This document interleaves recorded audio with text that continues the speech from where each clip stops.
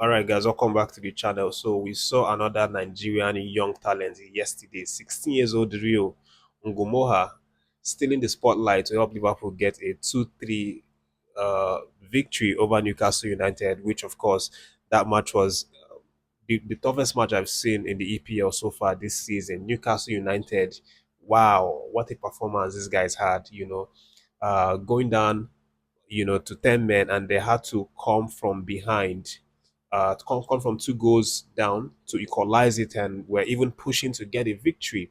Not just about the goals, but the way that they played, the way that they were able to contain an 11-sided Liverpool team, completely terrorized Liverpool in that match. But unfortunately for Newcastle United, but fortunately for a certain 16 years old Nigerian eligible player, Chima coming into the mix to get that winner in the 100th minute. The regular time had already ended, an extra 11 minutes added, and then Chima scored in the 100th minute of that match. And I know, again, when I talk about these youngsters, what I keep getting is, forget about it. There's no way this guy is going to play for the Super Eagles. But even if he doesn't play for us, we always have to recognize our own, because it's there's a chance, obviously that it's still a possibility. That's what we saw during Alex Iwobi's time, during Ademola Lookman's time. It didn't feel like he was, you know, it was feasible or doable, but at the end of the day, they decided to play for Nigeria. But this man is still very young in his career, actually just made his Liverpool debut in the EPL, and from his background, all he knows is playing in the UK, playing for England. He's played under 15, played under 16, played under 17, and I think he was developed by Chelsea at the Cobham Training Center and was recently signed by Liverpool. I think it was in 2024. When Liverpool swooped in and signed him, having seen the promises that he has, as a talented young winger. But we wish the man all the best. He's going to turn 17, I think, on Friday. So obviously, that goal that he got for Liverpool was, something of an early birthday present by God to him. So that is what it is right now. But that's not the most important thing I wanted to talk here. I wanted to share some updates concerning the preparation that we have in the World Cup qualifying series next month on the 6th of September. We have a game against Rwanda, and then on the 9th we have against South Africa. And speaking about this, of course, preparations are already on ground. Coach Shell has released 31-man provisional squad for these games, and then we still hope that they are going to cut the list. It's not that we hope; we know that they will definitely need to cut this list down to a certain 20, 22, 23-man squad, because that's the rule, for these games. And obviously, by the end of this weekend, I'm sure we will have seen it, because a lot of countries have already started bringing out their own.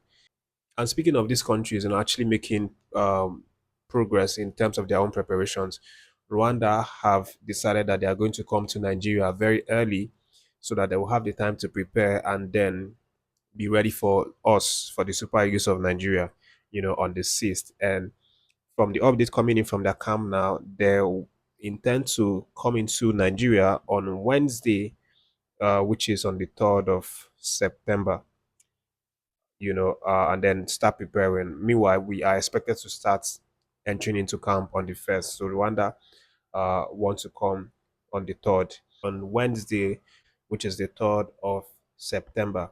And the stadium that we are going to play this game is at the Gospel Akpabio Stadium, which is technically our home ground. And then the second leg against South Africa will go away to play that game. So that's what's happening. Rwanda are not, taking this match lightly. They know that they are the underdog, but they are also very aware of the situation. They know that early preparation is actually one of the first things that you need to do if you want to beat a country, or if you want to go against a country like Nigeria. And I mean, they've had, previous success against us. We saw that early this year. But also, we ourselves have had the best of them in recent times. And then speaking of, of the Super Eagles team, the list, as you can see on the screen, it looks really, really, really tight. And I'm wondering who are not going to make it into the final 2024 man squad from this list. It looks really tight.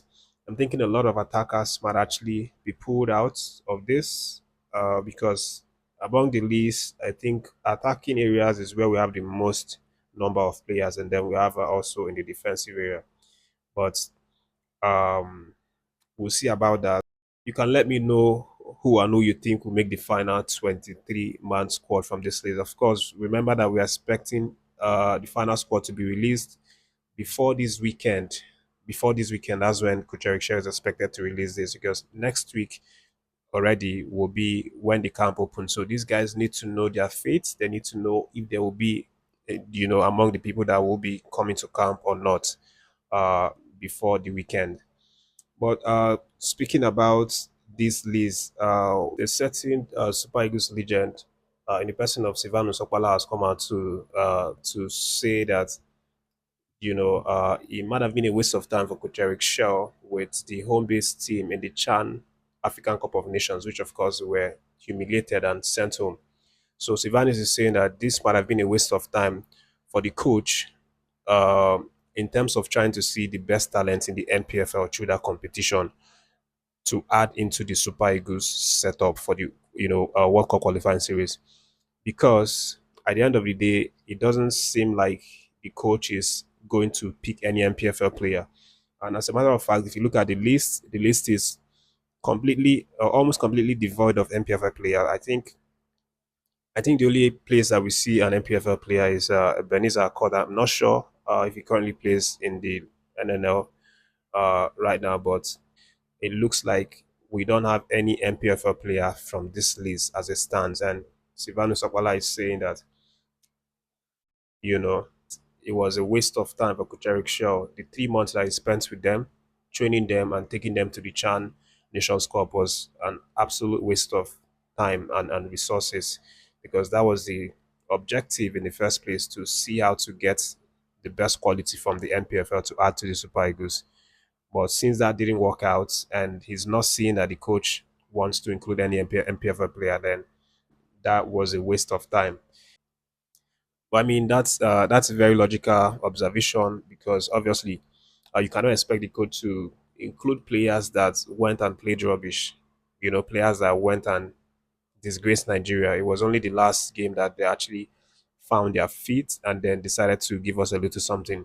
So, I mean, on a personal level, I wasn't even expecting the coach to include any NPFL player whatsoever, even the ones that were previously showing signs of, impressing the coach, to some extent, like Sadiq, the right fullback.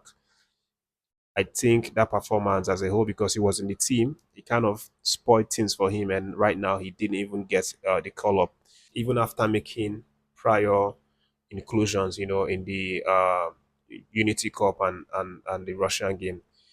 But that's the updates for now. Thanks for watching. Leave your reaction. But finally, let me let you guys know that Rashida Ajibade has now joined Paris Saint-Germain as a free agent and signed for a 2-year contract to stay, with the Parisian. And she joins her fellow Super Falcons teammates, Jennifer Ichegide, who, obviously joined sometime last year. And it's really good. Obviously, it's going to help us settle well in our new club. All the best to her.